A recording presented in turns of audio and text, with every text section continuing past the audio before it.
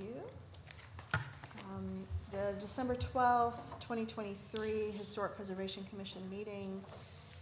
John Allison is chair, but he is not here this evening. I'm trying to remember who is vice chair. I believe it's Doty, correct? I think so. With neither of them here, we need to, you guys, the four of you need to elect a chair just for this evening so that they can preside over it. I nominate Mr. White. Who's it? Great. Who is it? Am I hearing Phil? Is that what I'm hearing? You were voluntold? I think they are. Okay. So all in favor? Aye. Aye.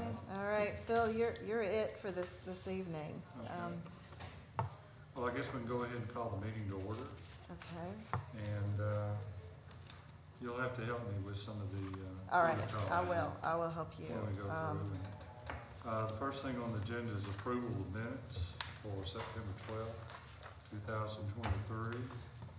And we have a copy of those minutes and a summary of those. But, do I hear an approval? I make a motion that we approve the minutes of September 12th.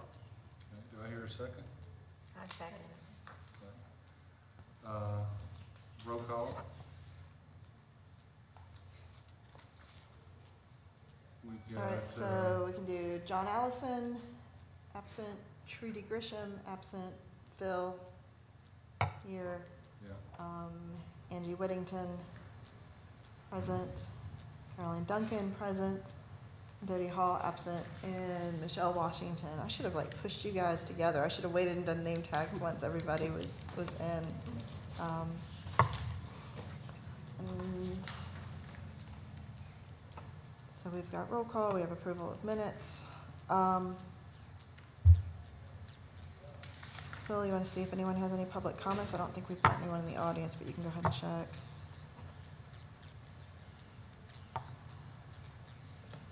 And So there are no public comments, so as far as no one signing in for that, so we've got the, going on to the next item is the board briefing and business, and the first thing on the topic is the 2023 projects, and Carolyn, Yes. I'll turn all those over to you and let you talk about the different briefings we have on those different topics. okay, so we are sort of closing down 2023 in review. Simpson's Florist, that was our first National Register nomination as an individual building in more than 30 years for the city, and our first ever post-World War II. It was officially accepted onto the National Register in November, so it is now officially listed. The federal reviewers were very excited with the nomination. They were enchanted with the sign and just the story of the building as a whole, the business. So we have lots of different grants. I'm going to run through the projects and funding sources. We have certified local government grants. Those are the CLG grants. We have educational trust fund grants. We have past grants, underrepresented community grants, and then we have some projects that are internally funded.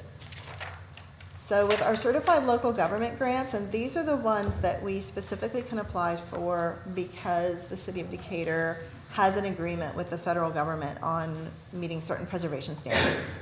So having a commission, having public outreach, doing survey and inventory, these are all things that the city promises that they will do, and then they have access to a dedicated staff person in Montgomery, and they also have access to certain pots of money because we do those things. This past year, sort of one of the biggest ones that we've been waiting for was updating the design review guidelines. So the Architectural Review Board is very happy to have updated design review guidelines. They are very heavy in pictures. You might remember when you guys got to look it over in September. They started using those that very next week. So they are loaded on the city's website. These are the design review guidelines that are now used by the city. The other CLG grant that we had was to do sort of an in-depth examination of Old State Bank. This is for a historic structures report. Historic structures report is very similar to sort of an expanded building inspection. It really goes in and it looks at all the key components. Old State Bank's almost 200 years old, so it has a lot of needs and special conditions because of its age. What you see there on your left, see those sort of round, I don't know if you can see my marker or not on the screen, but see these almost look like white balls sitting here? They're setting up points to do laser scanning. So the building was laser scanned. We have crack monitor out. That's what this is, to check some of the cracks. They have brought in engineering firm to review the building. We've had the first draft of the report that's under review now. We expect the final draft within the next few weeks. And this document will tell us the condition of the building, what some of the changes are over time. It will also look at needs for the future and give you a list that they prioritize based on importance. So sort of long-term planning versus short-term planning. We do expect there to be significant needs with addressing the roof, the foundation, the porch. And I have some funding lined up to start on that immediately once we get this final report in. Educational trust fund grants, these come through the state. They are offered to a wide variety of applicants, so not just certified local governments, but nonprofit agencies and other organizations as well can apply for these. These do not require a match, so they're very popular. We had 2 in the last 2 years. The Girl Scout Little House is one that carried over from the prior year because of COVID. It took a while to get all the work done on this. If you're not familiar with the Girl Scout Little House, it's in Delano Park, right along 6th Avenue. So the upper left, that was the picture at the start of the grant. If you look at the lower right, that's the way it looked in 1949. So that's the oldest photo we can find of the building. It was originally an open dance pavilion, so these arches were open. When the Girl Scouts acquired it, they filled them in with masonry, they put windows in, and it's tricky to see, but if you look right here and right here, these are sets of French doors, and those double French doors with the windows that you can open. So the original doors for this building were these double French doors over time. And you can see as the building aged, they sort of did this T111 panel. They got solid doors in. The soffits were closed, whereas you see here they're open with all the little rafter tails. The windows had bars in front of them. They were literally pieces of rebar that had been cut to protect the windows. So with the grant, it really was trying to get the building to look a little more historically accurate. Some of the work was really easy. We got a new roof on. We had the soffits opened and repaired. Decided the best way to showcase the arches was to paint this dark brown, which would sort of give you that feel from a distance. The bars were removed off the window and sheets of Lexan were used to protect them. That is it's almost like sledgehammer proof product, so it keeps the windows from being vulnerable. What took so long was actually the doors because of COVID supply chain. It took a while to get those.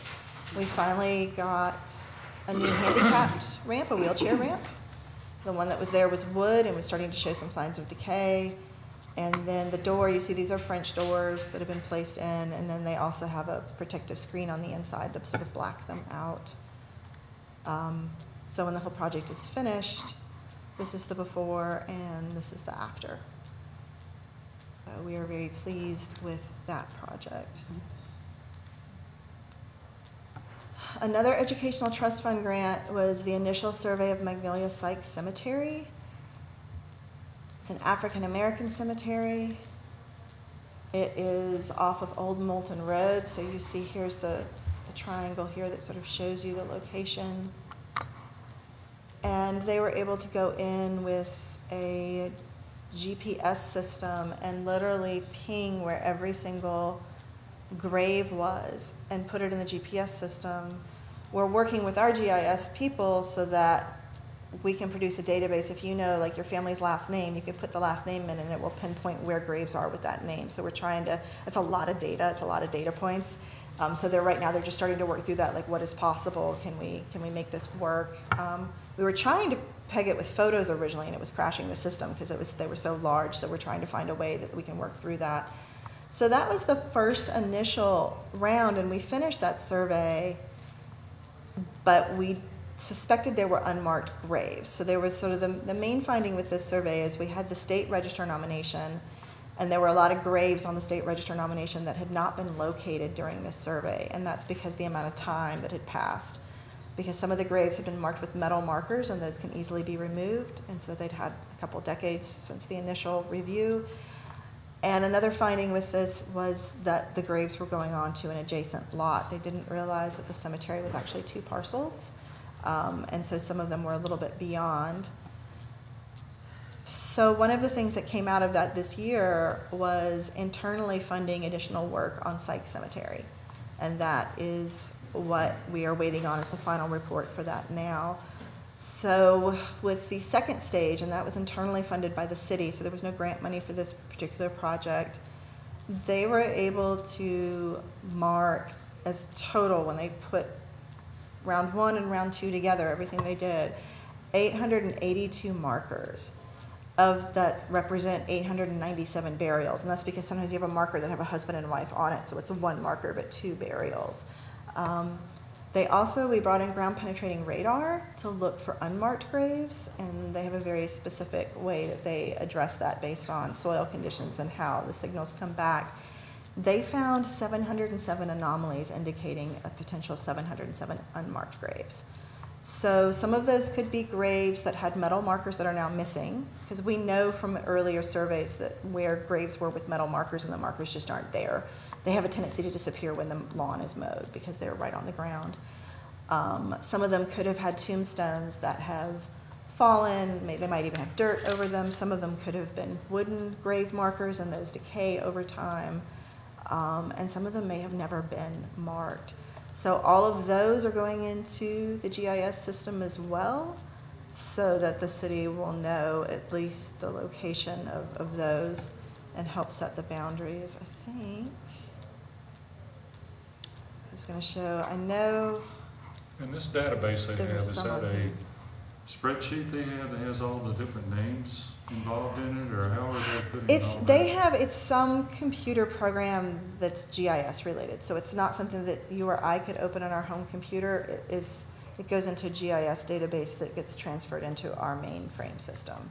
So it's for the geospatial engineering. Have they compared that to other databases, like Find the Grave or the Morgan County Archives documentation? No, on because those? they have to have a physical location for the grave to do the GIS marker for. So it is like a pinpointed accuracy where that grave is. So for example, Bonnie, and I'm forgetting her last name, but Goodman? yes, she had done a lot of work. She had photos of graves that they were no longer able to locate. So we know when she had done her work in the early 2000s, there were markers there, but those markers are gone. So they can't put it in the system if they can't physically find it anymore. So a lot of them were metal markers, and they thought that was pretty common for the metal markers to disappear with lawnmowers and things. They have a tendency to shift and then get damaged. And there was at least 1 tree down, and they were pretty sure with the tree that was down, it was blocking some markers from view as well. So there are 700 graves which are not marked, that we don't know who's, They almost as many believe, unmarked as almost, marked. yes, that is what they're finding, the initial findings. But I don't have the final report yet, but that's what we're expecting. Not uncommon given the age of the cemetery and that it has not had perpetual care for a very long time. Well, I've done a lot of work on Find a Grave, and I know a lot of entries that I've done for the Sykes Cemetery I got from newspaper articles. Like you can Google or research the Decatur Daily, and they have these obituaries, and so we put some in, especially around the Sykes monument that's out there. We know probably about a dozen maybe Sykes family members that don't actually have markers around them. Probably in that So there's- location, yeah. There's But- other methods to go through. And Well, their document specific who's task actually was to out there. GIS locate graves. Okay. So not to know, like the newspaper said someone was buried here, but here we know is a physical marker or an anomaly indicating there is a burial here without a marker. So that's what because they have to put that into the database. It has to have an exact location. And so that's what they are working with. So we expect that to be done in the next few weeks, to have the finalized report. And for the And- uneducated like me, what are we gonna do when we get this database? Well, that's what I showed you a few Sitting minutes somewhere. ago, was the ability to go in and to type in someone's name and then to have it pinpoint exactly where that grave is. So if you know that you're looking for your great-great-grandmother and you know this was her last name, and you type that in, and it will then be able to tell you. That's why we also ask them to take photos of each grave. But we won't have access to that, you said. How will people be? No, I able to- didn't say that. That's what I'm trying to get the GIS people to make so that people can use it. So they have to take that data, put it in the GIS system. So if you go to the city's webpage now, there are GIS maps that you can use as a citizen. So we want that data so it can be imported into that map set. But it's probably going to take a while for the GIS person to get all of that in there. One of the things we were finding that I mentioned is like the files were so big that they weren't able to transfer. So they're having to figure out a way if they can shrink the files to put them in that format. So in the future, that's how people will be able to go through and access, they'll go to the city website? and That go is to the plan, link yes. then be able And there'll to be a go link and through. they will be able to work through it. I am hoping that it will be done by the end of 2024. It just depends on how much data is coming in and what they need to do to be able to host all of it and get it set in there. Now, I'm jumping ahead, but the same thing with the Garth Dancy Cemetery? We're not on Garth Dancy Cemetery. Hold the question when I get Can I there. ask, I'm sorry, really literally know nothing about any of this. I feel like I really was just born yesterday. So for all of these unmarked graves, I mean, do we have any budget, or are we thinking at all about creating some kind of marker for these graves? The city does not own this cemetery, Okay, so we don't have the ability to place a marker so on there's the no way for cemetery. us to create a memorial, like to Not add on on to that? not on the site, because we don't own the site. Okay. Now, if right. the city were to own the site, then we could look at a historic marker or something of this sort on there. But Okay. at this point, it's not owned by the city. Because that feels important, that all those beloved dead are also noted somehow. But if that's not within our purview, then maybe we can start Do thinking you have an about update it. on that? I know where they're No. looking at right now is finding the owners. And we gave them some leads on who the owners of the cemetery were, relatives of the site's family. That is a question for legal, because they have to work through not just current owners, but owners that would also be eligible based on family inheritance. So it's complicated. The longer it has remained unclaimed by a single person, the more complex the ownership chain becomes. Who's So been cleaning legal it? has been working on that. The city has been cleaning it, haven't they? At one time they were, Yeah. that I think somebody approached Billy Jackson, he had people going through and maintaining it. But I don't know that it's been maintained in a while though, so. I know there were There's some a lot of trees trees down down there the on last time I was Lansdowne. there, yeah. So we really don't know anything at all about the upkeep of the cemetery right now. The city, my understanding is from working with other municipalities, sometimes if there's an abandoned cemetery, they will occasionally come in just for public nuisance reasons to make sure that it's mowed, but it's typically not a normal maintenance, because again, the municipality doesn't own it. And so Yeah. they don't really have the legal authority to be constantly there doing work. So until the city decides, that's a question for legal and where they are on that. Yeah, okay, So. all right. Thank you. And I know that Glenwood Cemetery in Huntsville has a large number of unmarked graves. That cemetery is owned by the city, and there has been discussion about what they might do for their unmarked graves as well. So I'm keeping a close eye on that to see Yeah. what path forward they decide to take, because they are sort of ahead of us in that process because they own that cemetery. Okay.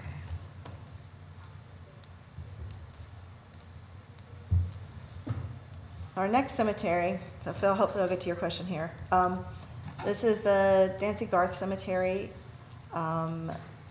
Interments were made here approximately between 1833 and 1932. There were 18 marked burials at this site with 14 anomalies, and probably more because they could not use ground penetrating radar on most of the site. The site is too overgrown for that. So with this one, it was a private family cemetery. It was part of a larger plantation holding. The main house is no longer there. It is not owned by the city either, but there have been questions about it, so we went ahead and did a survey so that we would know what was there. This is the main cemetery here. It does have a boundary fence around it. We had suspected that there's been some oral history indications there might be a graveyard outside of the main boundary, probably somewhere in here with enslaved individuals.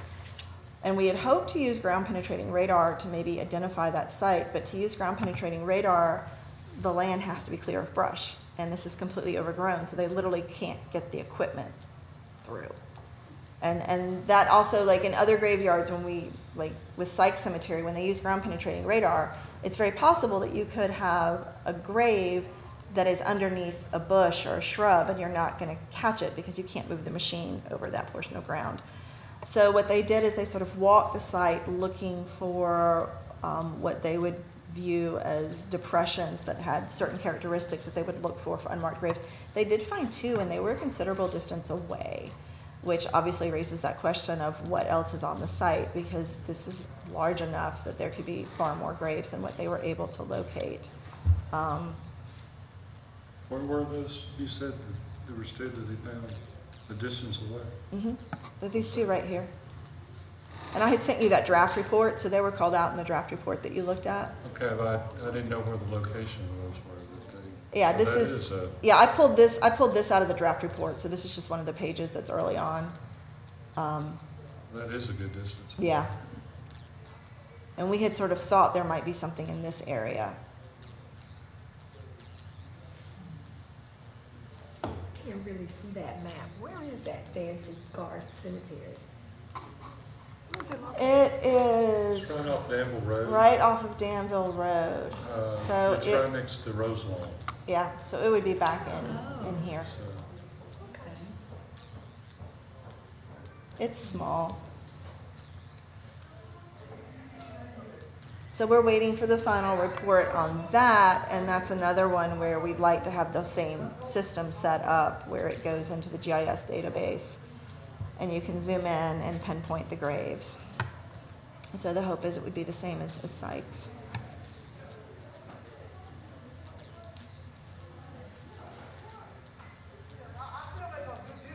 So a large grant was the underrepresented community grant. This is a multi-year grant, so this one is still active. Some of you might remember the brief conversation you had with Urbanist Media back in the summer.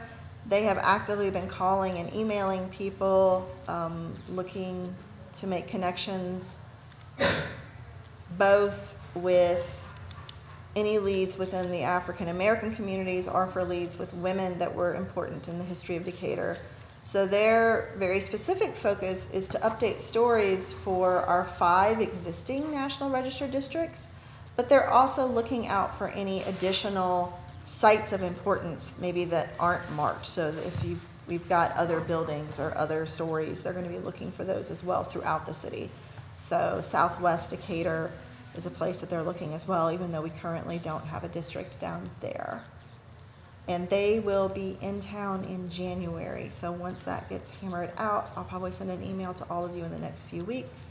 They will be doing some public meetings, asking people for photos, things they can bring into archives that can be scanned, that they can put into the records, so that we can start updating our files and getting more history in. well, they had asked me for a list of women that I would like to see, but have they contacted anyone else? Is anyone else working on a list?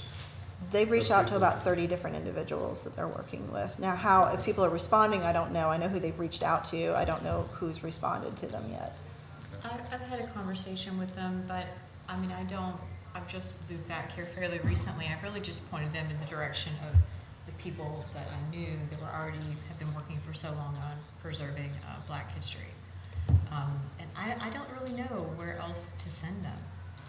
Now, you grew up near Austinville, correct? I grew up like, I don't know what this area is called, behind Burger King, like across the Beltline in that subdivision. So we're looking for, so if you can think back to like or even if your parents had ideas, who were some of the females that may have been movers and shakers in that part of the city back in the 50s and 60s and even early 70s? You know, who were the leaders at the churches, with the Sunday schools, with the education, with the civic clubs, any female-owned businesses? I can ask them. I'll ask. So for example, like with Simpson's Florist, one of the things that came out of that research is there was a female, Mary Simpson, that was very powerful in that business. And so that story had a lot to deal with, you know, women-owned business and her presence. But there are probably a lot of other businesses, and we don't know. So we need people to help sort of fill that in. And so that region of the city in particular, because we have no National Register data or research from that area yet. Okay. And one of the requirements they have is that there needs to be a standing building that's Well, they have to update, associated with that. yeah, person still. they has to be a building associated with it, because they're looking, it's the federal government is giving this grant to update either existing National Register nominations or to create future ones. And to have that, you need a site. So you need an extant building or a structure. But if there's no building left to associate with them, there's nothing to put on that list. So that's what they're looking for.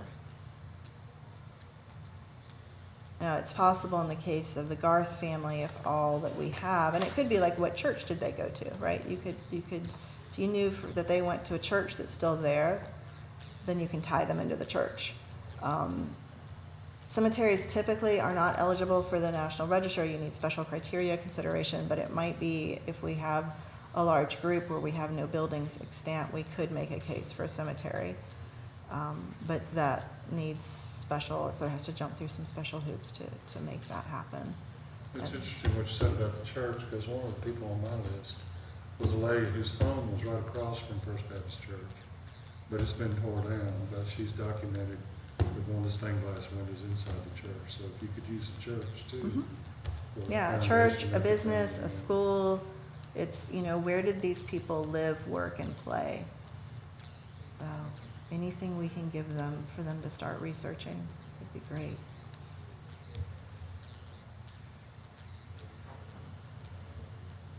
So 2023 CLG grants, and these are the ones that we just received funding for, and we're in the process of now looking for contractors to do the work. So we get the grants in 2023, but the work doesn't start till 2024.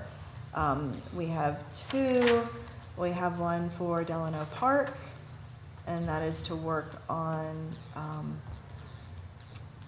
historic structures report and some planning for the park.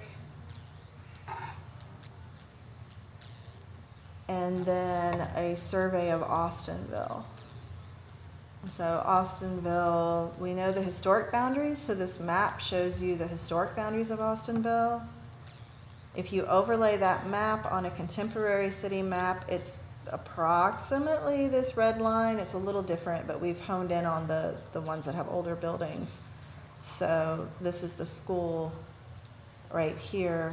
So we're looking at where that comes, and this dip is here because almost all of these are new buildings, and so they would not be listed within the district anyway. It's its own little development. But this is sort of the initial survey that we're looking at when it overlays. So we are hoping to have a consultant in place probably by the end of January so that they can start field work in March to sort of see the story of Austinville, if we've got much in terms of the tangible built environment, and if so, what time periods that we're looking at.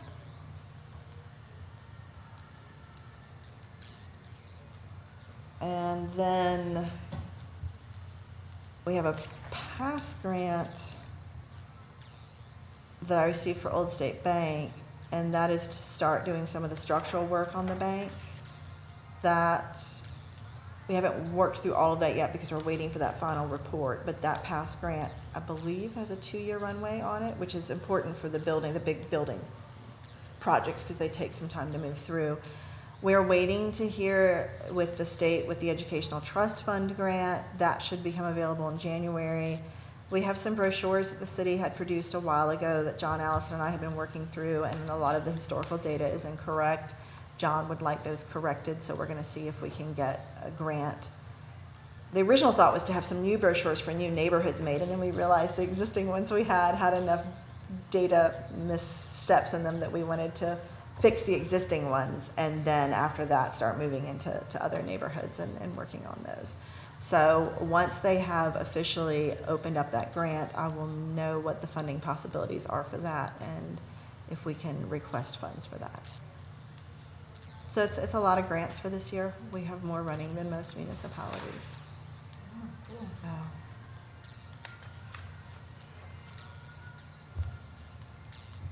And then a reminder, our 2024 meeting dates, March 12th, June 11th, September 10th, December 10th. In May is Historic Preservation Month. So typically there's an awards ceremony. Normally the Architectural Review Board has a list of projects that they consider worthy, and I will be working with you all as well as them to have that list compiled, and there'll be projects that have been finished in the last year. So I will send out a list. I'll probably start compiling it in early January, and then have you look at it, add things that we may have missed, so that we can have both committees look at the list and then get ready for the awards in May.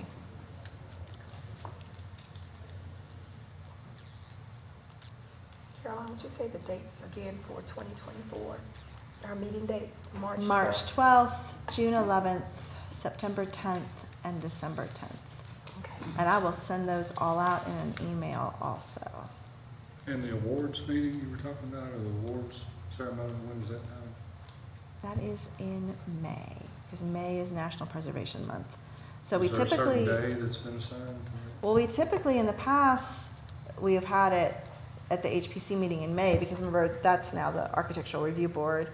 So we could still have it then, and then have you all as available attend that meeting as well, to sort of jointly hand out the awards. And the May meeting for them, let me see.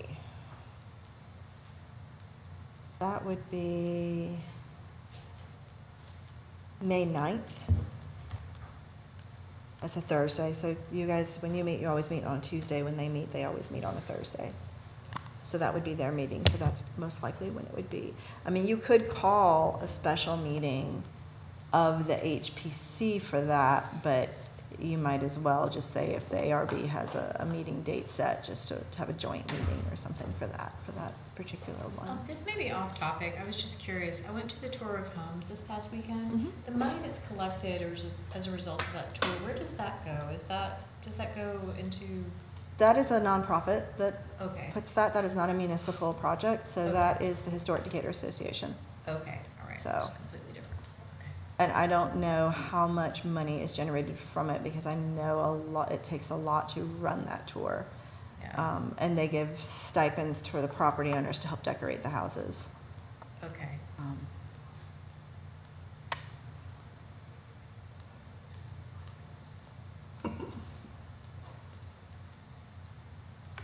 And they do run a tree planting program within the two local districts.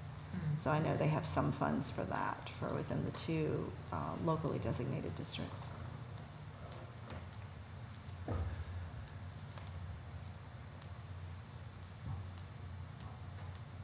It'll be one of our shortest meetings ever. Any questions? Anything I can? I'm hoping, I might be speaking too soon, I'm hoping that maybe by the March meeting, our GIS person can come and show us a trial version of the cemetery. But I haven't asked him yet. I might be, so this is where I don't know what I'm asking. Like, I might be asking for like 10 hours worth of work, or I may have asked him for like 1,000 hours worth of work. So I will see if he thinks he can have like a demonstration ready, maybe by then, to at least show what we'd like to do. That'd be very cool. It'd be very, yes. Because I was seeing some things that he'd set up on my computer that were really exciting, and then I did something and I can't access it anymore, and I'm not sure what button I hit, so I need to have him look at it again. Yeah. So.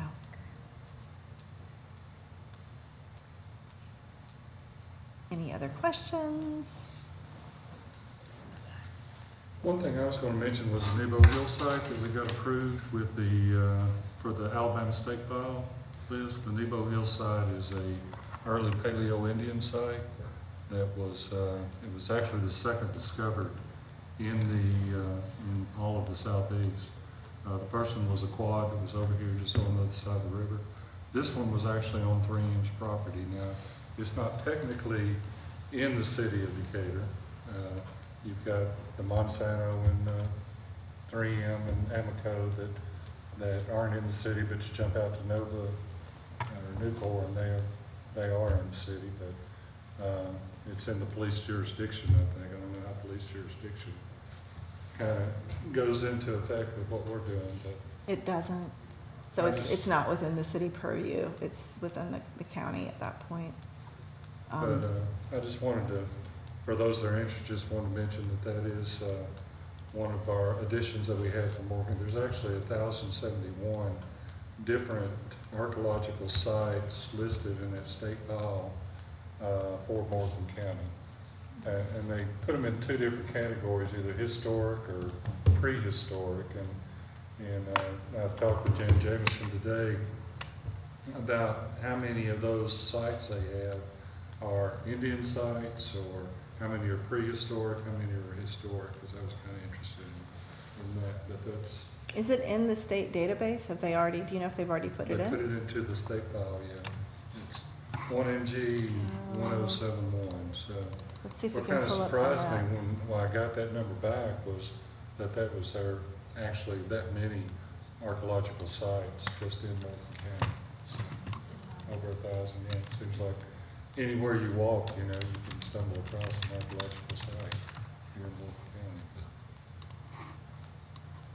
Let's see if I could find. I don't think it has any bearing on our group, but I just wanted to mention that is something that is going on that's that close to our boundaries anyway. So. So I'm on the webpage for the Alabama Historical Commission. They have a historic preservation map that you can click on. And this is their GIS system. And this will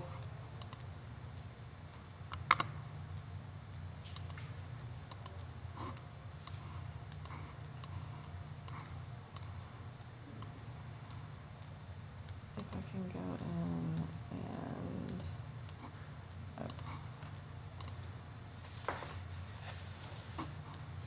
Because a number of these are Indian sites or archaeological sites, you can't access the database down in Moundville unless you actually go to Moundville and get with them. And be well, able some to- of them are going to be restricted regardless. Some of them are professional access only. So there's other databases that would might include have- like cemeteries, as, you know, there's a cemetery database and that sort of thing. So I'm kind of curious about, you know, their definition of historic and prehistoric. And it's my understanding that cemeteries and those sort of things aren't included in their database. So there may be differences. It sounds like there are The differences. cemeteries are between- not included in whose database? In Moundville, Okay. in the Alabama State Fund. Or they would be in some, I think what you're talking about on this, I think there are cemeteries that they take from a lot of different sources. Yeah, this one has the Historic Cemetery Register. I was looking to see if it had any of the archaeology. They've got determination of eligibility. So if it's on there as an archaeological site, it might be.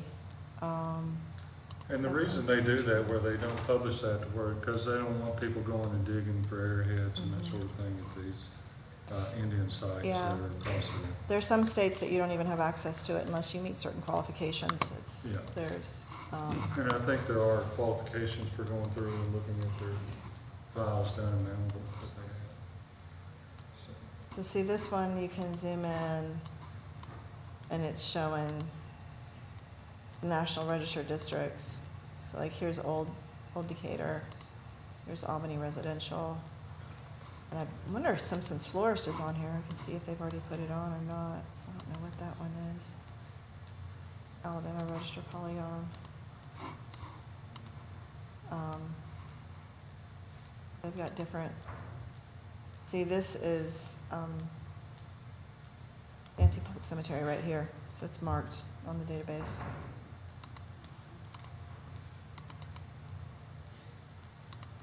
Can you send that link to us? I'd be interested in exploring a little bit with that. Yeah, I can send you that one. So this is telling you that the cemetery is on the state registry. So it's giving you their number and the location. But it's not, they don't have the whole file uploaded, but at least it's telling you that it's there. What was the number? Do you remember? The number The for, format of the number? which number?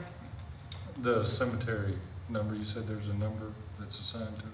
Yeah, when it's listed in their cemetery database, if it's on the state register, Yeah. so it's the 103-00006.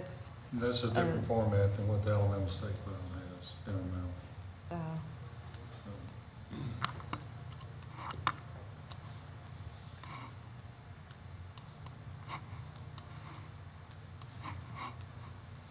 All right, any other questions? Okay. All right, we have a motion to adjourn. is there a motion to adjourn? Any other questions? So, I'll make a motion that we adjourn the meeting. Okay. I second. All right, motion adjourned, or meeting adjourned.